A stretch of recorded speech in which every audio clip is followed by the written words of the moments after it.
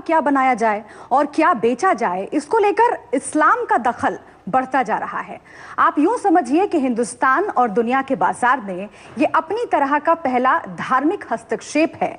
इसके मुताबिक कोई सामान शरीयत के मुताबिक बना है या नहीं, वो इस्लाम के मानने वालों या उनके देश के अंदर बेच पाएगा या नहीं, ये सब कुछ ऐसी संस्थाएं तय कर रही हैं जो निहायती इस्लामिक हैं और सरकार से उनका कोई लेना देना नहीं है।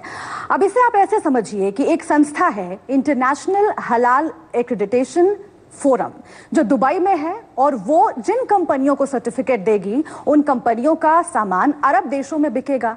इसी तरीके से भारत के अंदर भी एमएनसी के प्रोडक्ट्स हलाल है या नहीं, ये तय करने का अधिकार कुछ संस्थाओं ने ले रखा है, या यूं कहिए कि मुस्लिम संस्थाओं को दे रखा है। अगर इस बात को आप समझ रहे हैं तो इसका सीधा मतलब ये है कि सामान बनाने बेचने के लिए आपको एक सर्टिफिकेट की जरूरत पड़ेगी, जिसे हलाल सर्टिफिकेट कहते हैं। इसके लिए एक मोटी रकम भी देनी पड़ती है और एक अनुमान है कि 2025 तक सिर्फ इंटरनेशनल हलाल एक्रेडिटेशन फोरम को $1 अरब की कमाई इससे होगी। अब आप ये समझिए, दुनिया के दूसरे धर्मों की संस्थाएं इस तरीके की शर्तें रखने लगी तो फिर बाजार और समाज में मजहबी मारकाट नहीं मचेगी तो क्या होगा? मुद्दा बड़ा है और सवाल जरूरी है, इसलिए इस पर बात करने के लिए हम कई मेहमानों का रुख करेंगे। कौन कौन से मेहमान हमारे साथ हैं ये अब हम आपको बताते हैं। शाजिया आलमी हमारे साथ जुड़ी हुई हैं, प्रवक्ता हैं बीजेपी की, और इसके साथ ही मोहम्मद सखी खान हमारे साथ जुड़े हुए हैं, इस्लामिक स्कॉलर हैं। पवन सिन्हा जी भी हमारे साथ जुड़ गए हैं, आध्यात्मिक गुरु हैं। आप सभी का बहुत बहुत स्वागत है। शुरुआत में ये समझने से करूंगी कि आखिर हलाल और हराम होता क्या है, और इसीलिए मैं पवन सिन्हा जी आपके पास आऊंगी। देखिए, कॉमन जो समझ है उसके हिसाब से हलाल एक अरबी शब्द है और इसका सीधा मतलब ये होता है कि जो इस्लामिक कानून पर खरा उतरता है, जो शरीयत पर खरा उतरता है। अगर हलाल सर्टिफिकेट की हम बात कर रहे हैं तो क्या ये माना जाए कि कारोबार में सीधा सीधा किसी खास धर्म के दखल को मंजूरी दी जा रही है सर्टिफिकेट के जरिए? पवन जी। देखिए, बेसिकली अगर देखा जाए तो ये एक जो इस्लामिक कानून के अनुसार हमारे खान पान का एक तरीका है।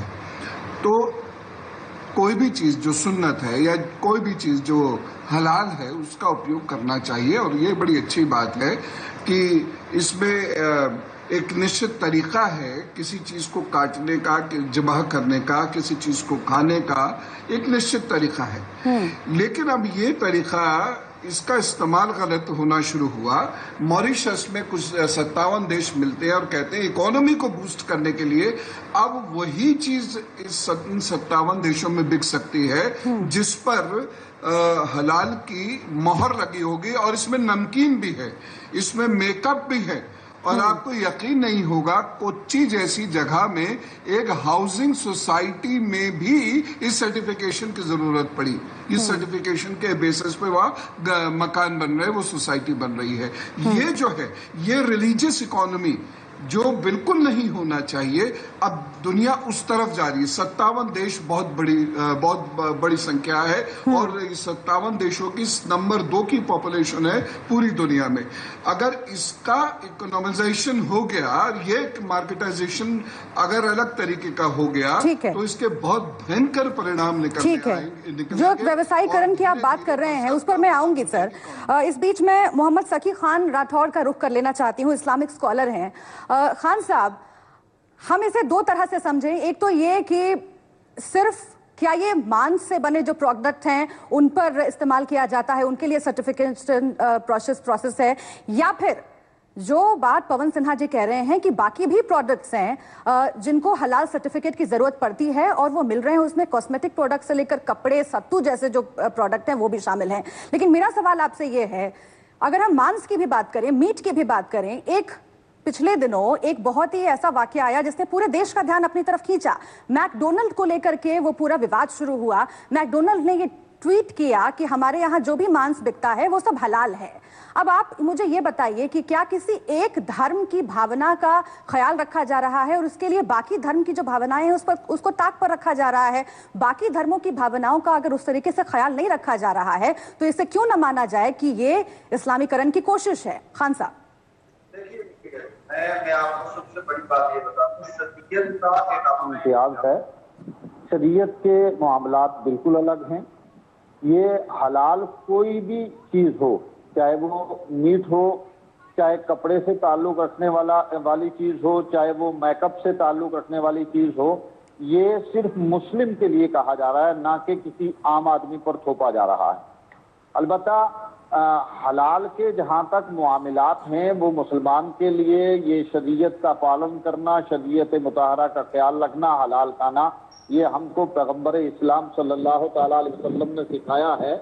और इस चीज के लिए बड़ी बात यह है कि किसी के साथ कोई कंप्रोमाइज भी नहीं किया जाएगा। कोई ये चाहे कि वो शरीयत में दखल अंदाजी करके हलाल को हराम में तब्दील करे, हराम को हलाल में तब्दील करे, तो ये किसी भी सूरत कहीं भी। इसीलिए मैंने आपको शुरुआत में खान साहब मैकडोनल्ड का उदाहरण दिया, क्योंकि वो कंपनी ने जो ट्वीट किया उसमें सीधे सीधे कहा गया था कि हम जो मांस परोसते हैं अपने कंज्यूमर्स को, वो सिर्फ हलाल है। तो वो तो तमाम धर्मों के लोग कंज्यूम कर रहे हैं ना, तो आप कैसे कह सकते हैं कि ये सिर्फ एक खास धर्म के लिए है, सिर्फ मुसलमानों के लिए है? और अगर सिर्फ मुसलमानों के लिए भी है खान साहब, तो क्या ये शरीयत से चलेगी पूरी व्यवस्था? जो कारोबारी व्यवस्था है, जो व्यापार है, वो शरीयत से चलेगा या फिर देश के संविधान और कानून से चलेगा? खान साहब देखिए, कारोबार को लेके आप क्या समझ रही हैं कि वो मुसलमान हराम खाना शुरू कर दें? मैं आप ही से पूछना चाहता हूं कि कारोबार के मामलात को लेके आप ये चाहते हैं कि मुसलमान हराम खाए? तो ऐसा आप एक तरीके की पैरेलल व्यवस्था बनाने की बात कर रहे हैं ना? आप भारतीय संविधान के सामने एक तरीके की पैरेलल व्यवस्था बनाने की बात कर रहे हैं। शाजिया अलमी जी से मैं जवाब लेना चाहती हूँ, मैं आपके पास आती हूँ सर, क्योंकि आपने साफ साफ सीधे सीधे शब्दों में कह दिया कि क्या मुसलमान हराम खाए। इसका मतलब ये है कि आप एक पैरेलल व्यवस्था बनाने की बात कर रहे हैं। शाजिया अलमी जी, मेरा सवाल ये है, हम एक सेकुलर मुल्क हैं और यहाँ पर जब भी ऐसे मामले आए हैं, हमने आवाज उठाई है, चाहे वो किसी खास धर्म के नाम पर ठेले लगाने की बात हो, या फिर कोई खास धर्म का जो लड़का है वो अगर डिलीवर करने गया सामान को और उसको इनकार कर दिया गया, वापस लौटा दिया गया, हम इसकी मुखालफत करते हैं, हमने इसकी मजम्मत की है, जितना हो सके उतना की है। लेकिन ऐसे में अगर एक खास धर्म के नाम पर सर्टिफिकेशन किया जा सके, कारोबार बढ़ाया जाने लगे, तो फिर क्या कहेंगे इसको? क्या ये गलत है, एक तरीके की साजिश है? आप क्या मानती हैं? नहीं, मुझे लगता है कि हर एक इंसान को अपनी मर्जी के अनुसार जो उसकी खाने की आदतें हैं और उनको उस खाने को उसी तरह से खाने का पूरा अधिकार है।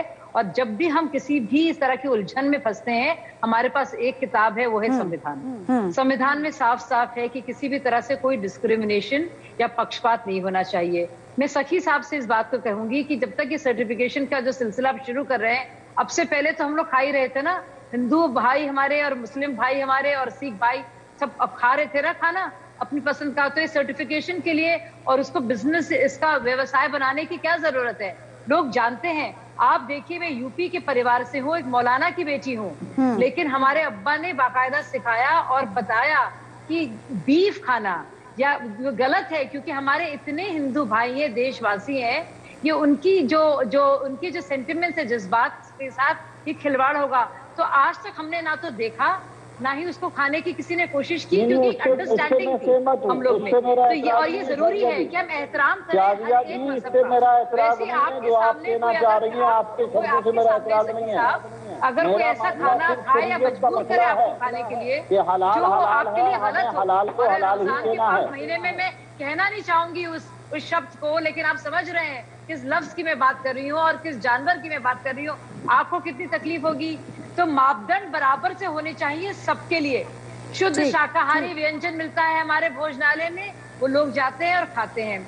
हमारे जैन भाई और होते हैं, उनको वो भेलपुरी तक होती है या कुछ भी चाट भी होती है, तो प्याज के बगैर। ये एक डिबेट का विषय है और लगातार इस पर कई बार बहस होती है, टीवी पर होती है, सोशल मीडिया पर होती है। लेकिन जो सवाल हम इस प्रोग्राम के जरिए आज उठा रहे हैं आपके पास, सवाल यह है कि क्या अपने तरीके का एक धार्मिक दखल है ये?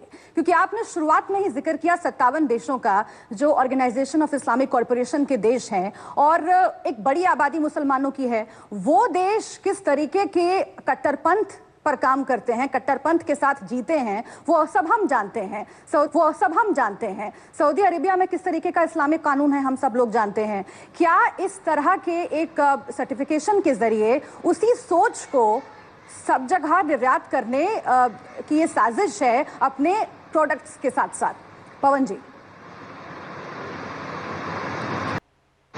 यस, ये इसमें संदेह की गुंजाइश ही नहीं है, क्योंकि इसमें बिल्कुल ब्लैक एंड व्हाइट में इस चीज को कहा गया था।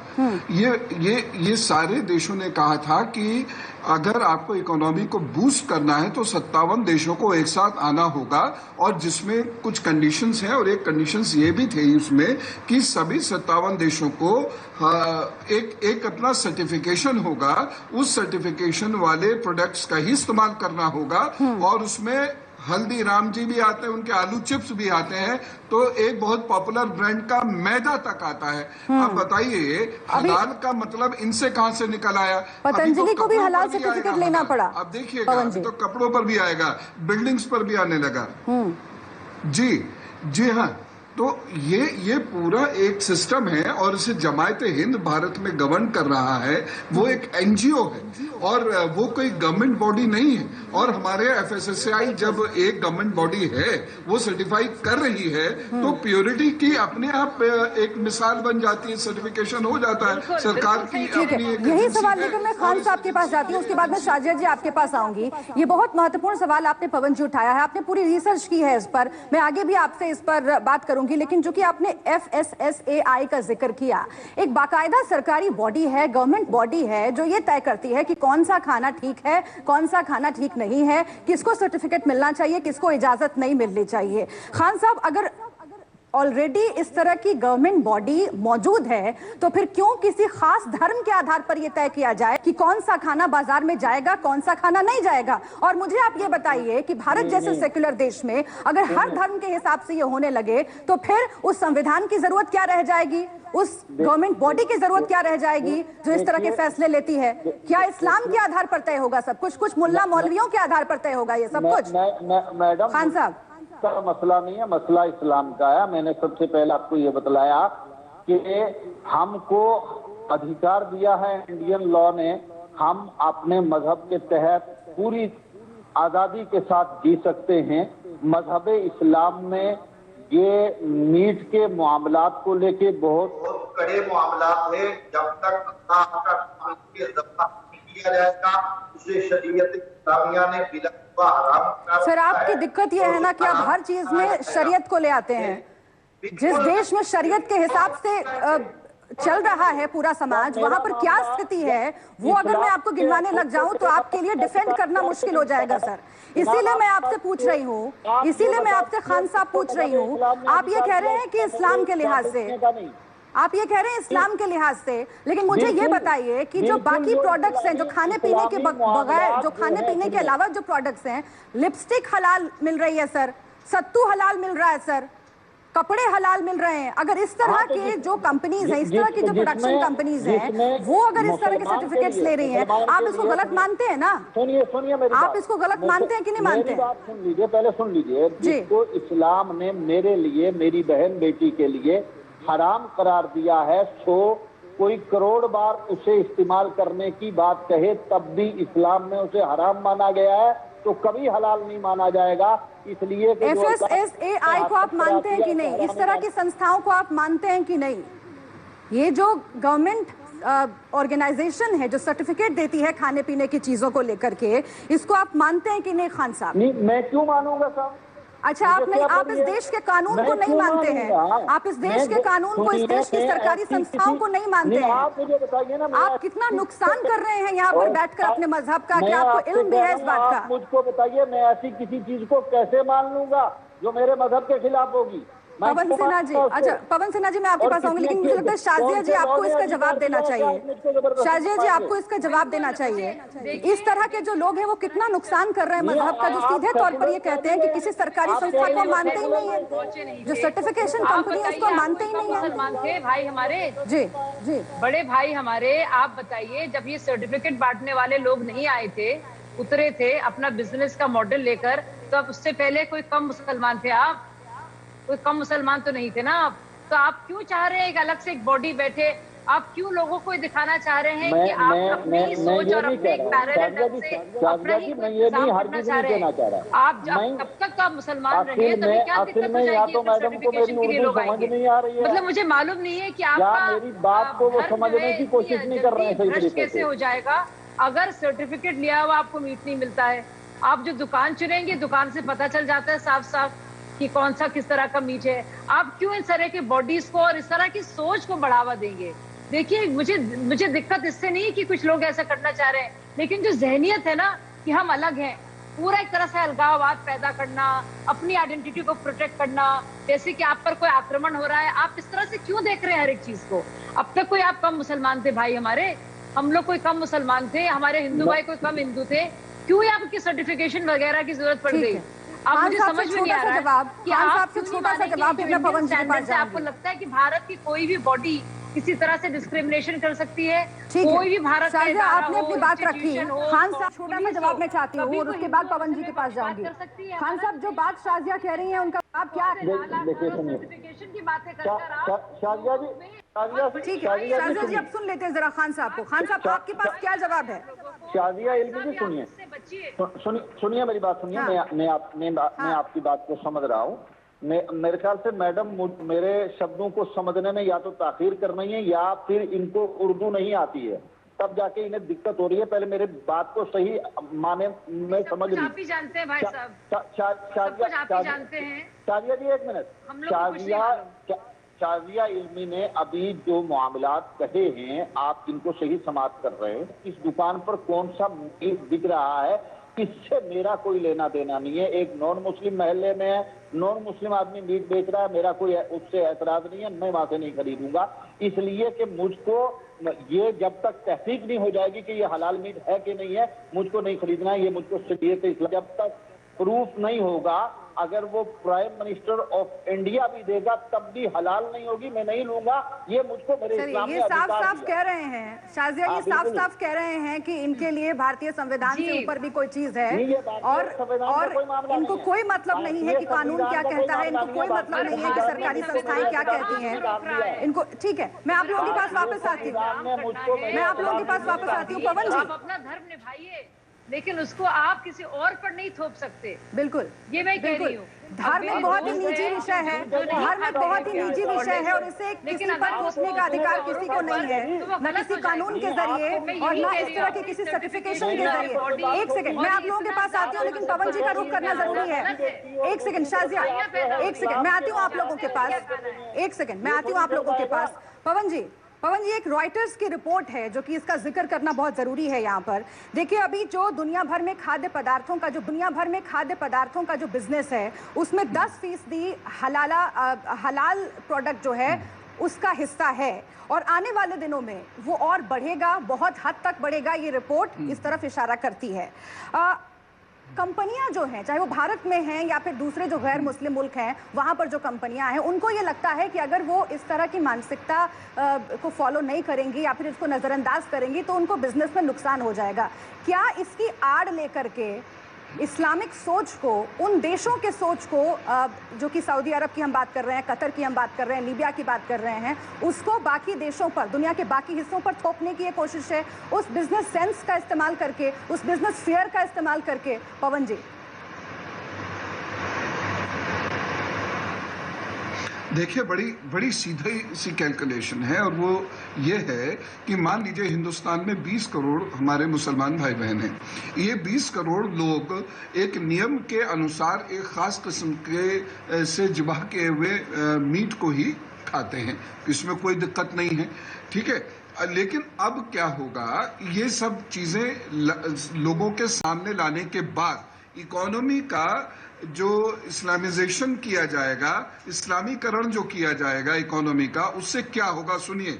वो उस मॉल में जाएंगे जो हलाल मॉल होगा, वो उस कपड़े को पहनेंगे जो हलाल कपड़ा होगा, उस मैदे को खाएंगे, उस नमकीन को खाएंगे, उस चाट टिक्की को खाएंगे जो हलाल होगा। यानी आप 20 करोड़ लोगों की इकोनॉमी को दूसरी इकोनॉमी से अलग कर रहे हैं एक देश के भीतर धर्म के नाम पर। जो जिबाह का तरीका है वो है, वो तो एक्सेप्टेबल है। जैसे अब आदरणीय शाजिया जी ने कहा, उनके पिता तक उनको बहुत सिखाते थे, और ये बिल्कुल सही बात है, और वो सदियों से ऐसे ही चलता चला आ रहा है। वो दुकान के ऊपर एक लिख दिया था, यहाँ हलाल मीट मिलता है, और वो एक्सेप्टेबल था सबको, ठीक है ना। यहाँ झटका का मीट मिलता है, वो एक्सेप्टेबल था सबको। अब हम इतनी छोटी छोटी घर का सामान, आप यकीन कीजिए, ये साल 2 साल के अंदर इसे नहीं रोका तो ये हो जाएगा। मॉल, मकानात, ये सारी चीजें अब धर्म के आधार पर बिकने लगेंगी, तो 20 करोड़ का मार्केट तो भारत में है। इसके अलावा जब 57 देशों के मार्केट को आप जोड़ लेंगे तो ये इतना बड़ा मार्केट है जी, कि ये आप बिल्कुल सही कह रहे हैं पवन जी। इसी में एक सवाल मैं जोड़ना चाहती हूँ कि जिस इस्लामिक कानून की हम बात कर रहे हैं, हम शरीयत की बात कर रहे हैं, जो कहीं ना कहीं जब हलाल शब्द आता है तो अपने आप उससे जुड़ जाता है, और इसका इस्तेमाल तमाम इस्लामिक कंट्रीज में होता है। आप कह रहे हैं कि मांस को लेकर के, मीट को लेकर के अगर इस शब्द का इस्तेमाल होता है तो एक हद तक माना भी जा सकता है, लेकिन बाकी प्रोडक्ट्स को लेकर क्यों? वो जो नियम है, जिन नियम कायदों की हम बात कर रहे हैं, क्या उसमें यह भी शामिल है कि सिर्फ इस्लाम धर्म को मानने वाले जो लोग हैं वो उन फैक्ट्रीज में काम करें जहां पर हलाल? क्या इसमें यह भी कहा जाता है कि जैसा कि आपने बात की, जब ज़िबा होता है कोई जानवर तो खुदा का नाम लेके, अल्लाह का नाम लेकर के ज़िबा किया जाता है? क्या इस तरह की बात भी इसमें शामिल है? और किस किस तरह के नियम हैं जो इस्लामिक कंट्रीज, सऊदी जैसी कंट्रीज फॉलो करती हैं? अगर प्रचलन उसका यहाँ पर बढ़ा तो कितना खतरनाक वो आगे चल के हो सकता है? पवन जी। देखिए, खान साहब से यही दरखास्त है, खान साहब इस चीज को समझें, जहां तक खान साहब ये कह रहे हैं कि ये वो एक्सेप्टेबल है, उसमें किसी को कोई संदेह हो ही नहीं सकता, भारत जैसे मुल्क में बिल्कुल नहीं हो सकता। लेकिन समस्या ये है कि खान साहब उसे इकोनॉमी से ये जुड़ जाएगा, ये एक्सेप्ट नहीं कर रहे हैं। खान साहब इसे देश के भीतर ये कितना बड़ा विप्लव हो जाएगा, ये एक्सेप्ट नहीं कर रहे हैं। तो ये निश्चित मान लीजिए कि ये होने जा रहा है कि इतने लोग जब तक कि मुसलमान नहीं होंगे, 18 से ऊपर की आयु नहीं होगी, जब तक वो उनमें से कोई एक व्यक्ति गवाही नहीं देगा, तब तक हलाल का सर्टिफिकेट नहीं मिलेगा, वो चीजें मार्केट देगा, वो चीजें मार्केट में नहीं आएंगी, और वो मार्केट में आएंगी तो मुसलमान उसे नहीं खरीदेगा, ये होने चला जाएगा। खान साहब जवाब दीजिए, वक्त मेरे पास बहुत कम है। खान साहब जवाब दीजिए। नहीं, मैंने साफ शब्दों में ये बिल्कुल वजाहत के साथ कह दिया है। ये इंडियन लॉ ने हमको बड़ा अधिकार दिया हुआ है। अब ये गवाही हम पेश करना, किसी जगह जाके और गवाहियां पेश करके ये कहना जी इसकी गवाही है, ये हलाल चीजें रखता है तो आप इसको सर्टिफिकेट दे दीजिए, इसके लिए तो मैं नहीं अपने जहन को बढ़ाऊंगा। मैं सिर्फ इतना कहता हूँ कि शरई एतबार से जो मुझको अच्छा लगेगा, मुझे फलां जगह से ये चीज मुझको हलाल लग रही है तो मैं उसे। देखिए, ऐसा हो नहीं सकता हमारे मुल्क में। हमारे मुल्क में हिंदू, मुस्लिम, जितने भी हमारे दुकानदार हैं, सब मजहबों से हैं, और सब मजहब के लोग जाते हैं। वो पहले था, आजादी से पहले जब सेपरेट इलेक्टोरेट की बात होती थी, तो क्या ऐसे जो परचून की दुकान होगी वहाँ पे लिखा जाएगा कि यहाँ पे मैदा और चना और आटा और बेसन ये हलाल है कि हलाल नहीं है? ये हम लोग उसको बहुत ज्यादा ढकेल रहे हैं, और ये बहुत ही खतरनाक। शाजिया, मेरा एक सवाल आपसे भी है। शाजिया, मेरा एक सवाल आपसे भी है। शाजिया, सवाल मेरा आपसे ये है कि ये बहुत ही घातक है, बल्कि हमारे देश के मुसलमानों को सबसे ज्यादा मुख्यधारा में आने की जरूरत है, जुड़ने की जरूरत है, ठीक है, उससे और हटाया जाएगा। लेकिन शाजिया, चूंकि आप सरकार की ओर से बात रख रही हैं यहाँ पर, तो मेरा एक सवाल आपसे भी है कि जो हम इस तरह के सर्टिफिकेशन की बात कर रहे हैं, सर्टिफिकेशन की जो हम बात कर रहे हैं, उसको कमजोर करने के लिए सरकार की क्या पॉलिसी रहेगी आगे, क्या रोड मैप है? क्योंकि अगर वाकई एक संस्था, पहले से ही सरकारी संस्था हमारे पास मौजूद है जो खाने पीने की चीज बाजार में जाए कि नहीं ये डिसाइड करती है, तो इस तरह की जो संस्थाएं हैं, जो इस्लामिक संस्थाएं हैं, उनको किसने ये अधिकार दे दिया कि वो अपने तरीके से ये तय करें, जिस तरह से जो हलाल सर्टिफिकेट बांटे? और उसमें से कई तो दुबई से संचालित हो रही है। शाजिया, मजहबीकरण हो रहा है, इकोनॉमी का जो मजहबीकरण करने की कोशिश की जा रही है, उसकी इजाजत नहीं होनी चाहिए। हम लोग को मिलजुल के रहना है, ये हमारा एक पुरानी सभ्यता है, सिविलाइजेशन है हमारा। तो हम समझ सकते हैं सबके अपने अपने तरीके होते हैं। यहूदी कोशर मीट खाते हैं, मुसलमान हलाल कर खाते हैं, हमारे हिंदू भाई बहन में अलग अलग फिरकों के हिसाब से अलग अलग उनकी खाने की आदतें होती हैं। लेकिन जब हम इकोनॉमी को कम्युनलाइज कर लेंगे और ढूंढेंगे कि मुसलमान दुकानदार चाहिए, मुसलमान डॉक्टर चाहिए, मुसलमानी हमें नर्स चाहिए। ठीक है, वक्त मेरे पास इतना ही था, वक्त मेरे पास इतना ही था। कई सवालों का जवाब मिला, कई सवालों का जवाब नहीं मिला, लेकिन सबसे महत्वपूर्ण यही है कि भारतीय संविधान के पैरेलल कोई ऐसी सर्टिफिकेशन व्यवस्था नहीं हो सकती जो अपने हिसाब से, धर्म के हिसाब से ये तय करे कि कौन सा खाना बाजार में पहुंचेगा, कौन सा नहीं पहुंचेगा। बहुत शुक्रिया आप सभी का हमसे बातचीत करने के लिए और इस डिबेट में शामिल होने के लिए।